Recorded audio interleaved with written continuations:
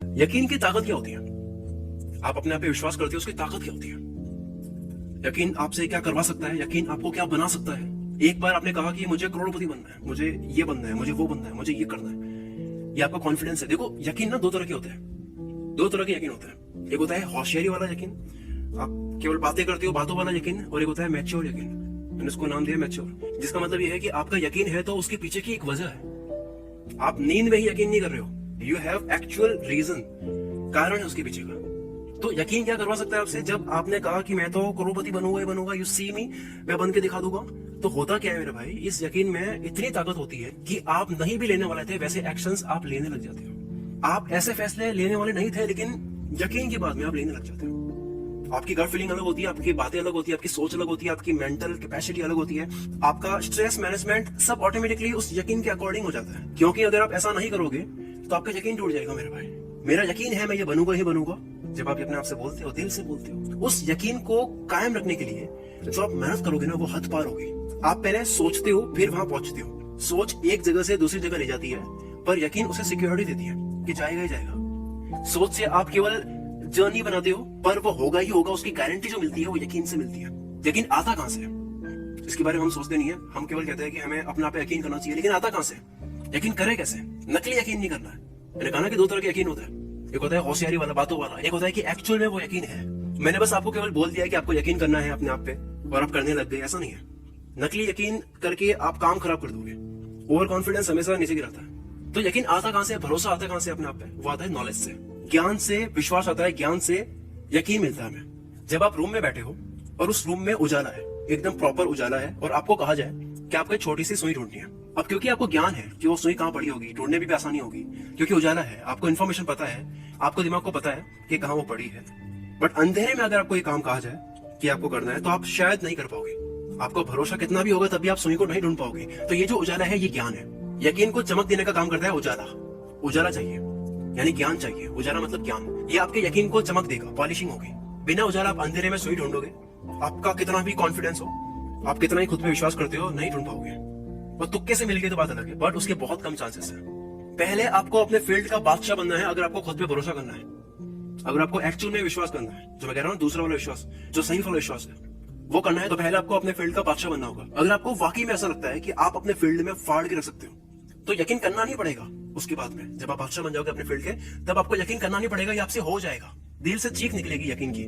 अंदर जानवर चीख रहा होगा कि यार ये होगा ही होगा, ये कर होगा, 100% होगा। और जैसे ही आप यकीन के साथ में काम करोगे और वो अगर हो गया, जो कि ऑब्वियसली होगा अगर आप अच्छे से करते हो, तो आपका यकीन और स्ट्रांग हो जाएगा। यकीन भी स्नोबॉल की तरह काम करता है, ये बढ़ता ही रहता है, और इसके बढ़ने की भी स्पीड बढ़ती है। ये स्नोबॉल इफेक्ट है, ये भी कंपाउंड की तरह काम करता है। फॉर एग्जाम्पल, आपने कोई टास्क किया, आपको नॉलेज था, आपको यकीन था, और वो हो गया। अब इससे हुआ क्या कि आपका यकीन बढ़ गया कि मैं तो ये कर सकता हूँ। अब दूसरी बार जब करोगे तो और ज्यादा यकीन से करोगे, फिर से हो जाएगा। फिर आप करोगे तो फिर और ज्यादा यकीन से करोगे। इस तरह से लूप बनता रहेगा और वो बड़ा होता जाएगा। ये स्नोबॉल आपकी बड़ी होती जाएगी यकीन की। जितना आपके हाथों से ग्रीन वर्क होगा, ग्रीन वर्क यानी सक्सेस मिलती जा रही है आपको, जो आप कर रहे हो वो होता जा रहा है, उतना ही आपका यकीन स्ट्रांग होता जाएगा। आपकी गट फीलिंग अलग ही हो जाएगी, और आपका कॉन्फिडेंस लेवल भी काफी अलग लेवल का होगा उस वक्त। जितना यकीन स्ट्रांग होगा, जैसा आपका कॉन्फिडेंस होगा, आपके फैसले ही अलग होंगे।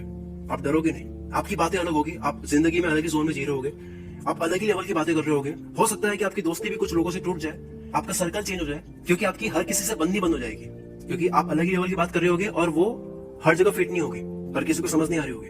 पर कहानी में थोड़ा सा ट्विस्ट है। वो क्या है? ये सब तो हो जाएगा जो मैंने कहा है। अब मैं जहां फंसा हूं ना, जिसके लिए मैं भी बहुत मेहनत कर रहा हूँ, उसकी बात करते हैं। ये बहुत कीमती एडवाइस है। कुछ चीज ऐसी होती है जो हमें खुद से फिगर आउट करनी होती है, हमें कहीं नहीं मिलता उसका सोल्यूशन। तो ये एक चीज है जो आई थिंक आप बहुत रिलेट करोगे। जब आप यकीन के साथ उठ जाओगे, वाकई में काम करा, शरीर को तोड़ के रख दिया आपने, बहुत मेहनत करी, दिमाग को पूरा चूस लिया आपने, कामयाबी के सामने आप बादशाह की तरह खड़े हो कि बस एक स्टेप और लेना है और मैं कामयाब हो जाऊंगा। एक अलग ही फ्लो की हवा में आप जब जीने लग जाते हो, तब क्या होगा? अब कहां आपकी हालत खराब हो सकती है? सुनो ध्यान से, ये दुनिया बहुत छोटी है। जब आप बहुत बड़ा काम कर रहे होगे, इंशाल्लाह आप सारे लोग बड़े बन जाओ। मेरी दुआ है कि जो भी लोग इस वीडियो को देख रहे हैं, वो सारे अपने फील्ड में बड़े बन जाए, बादशाह बन जाए अपने फील्ड के, फाड़ के रख दे।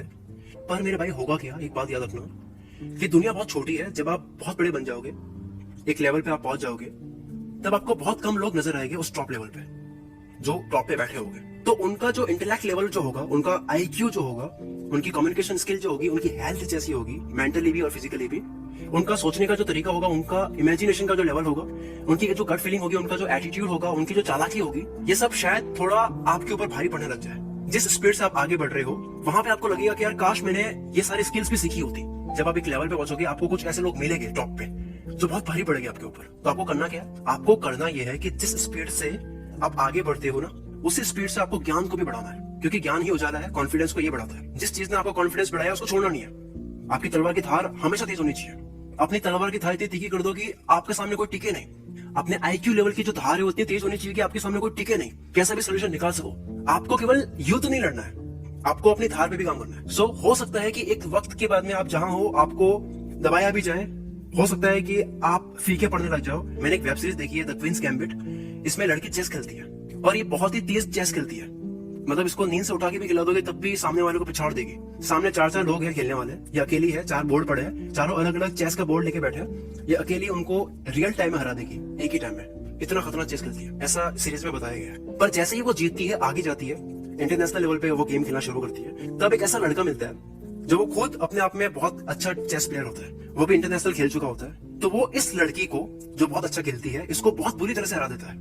और वो भी एक बार नहीं, बार बार। मतलब जितनी बार गेम खेला जा रहा है उतनी बार वो लड़की हार रही है। सब देख रहे हैं, फिर से मैच किया, फिर से हरा दिया, फिर से मैच किया, फिर से हरा दिया। मानो वो लड़का अपनी आंखों से ये कहना चाह रहा है कि तू चेस प्लेयर बहुत अच्छी होगी, लेकिन अभी ये मैच जीत के बता दे। सो द मॉरल इज, एक वक्त के बाद में आपको ऐसे इंसान का सामना करना पड़ता है जो आपको बहुत भारी लगेगा। तो आपको कॉन्फिडेंस और ओवर कॉन्फिडेंस में फर्क भी समझ आना चाहिए। आपकी धार तेज होती रहनी चाहिए। The Queen's Gambit web series में यही होता है कि वो लड़की अपनी धार तेज कर लेती है, सीख लेती है, गेम को समझ लेती है। फिर सीन में ये बताया जाता है कि वो रोज आती है, वो बहुत प्रैक्टिस करती है, फोकस पे काम करती है, क्यों हारी उस पे काम करती है। चेस खेलने का पागलपन चढ़ जाता है कि मेरे को तो अब ये करना ही करना है। फिर सीन में ये बताया जाता है कि वो रिवेंज ले लेती है, उसी लड़के को वो बहुत बुरी तरह से हराती है। फिर तो वो धार को तेज करने की वजह से। अब यहाँ पे लेसन है, यहाँ पे लेसन ये है कि आपको यकीन करना है, लेकिन ऐसा जोशीला यकीन नहीं करना है कि मैं तो हरा ही दूंगा, देख मैं क्या करता हूँ।